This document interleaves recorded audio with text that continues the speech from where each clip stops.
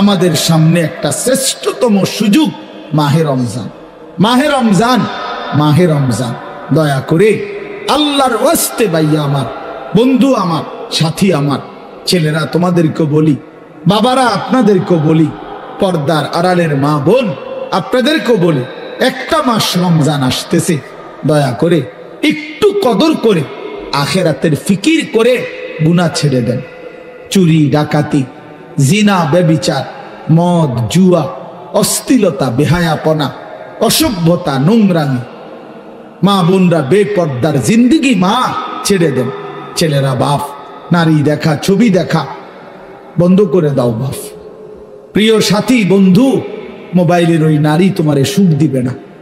অস্থির ছবি কাউকে সুখ দেয় নাই বাপ। গুনাহ পৃথিবীতে কাউকে ইজ্জত দেয় নাই, আখেরাতেও ইজ্জত দিবে না বাপ। গুনাহ প্রত্যেককেই লজ্জিত করে, গুনাহ প্রত্যেককেই অসম্মানিত করে, মানুষকে ঘৃণার পাত্র বানায়, নেকি মানুষকে দামি করে। রাতের অন্ধকারের কারোর গুনাহ আল্লাহ তাআলা দিনের আলোতে চেহারায় ভাসিয়ে দেয়, মানুষ দেখলেই বোঝে। মানুষ কোনো চিরা খায় না বাপ।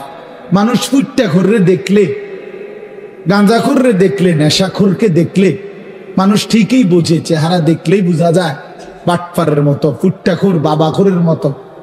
হ্যাঁ, ছেলেটা তো চরিত্রহীন।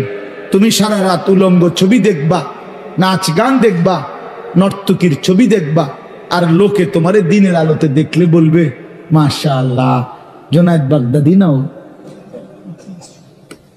আল্লাহু আকবার। এর দেখতে দিয়া ভাইজি দোস্তামি স্বাস্থ্য পাই না।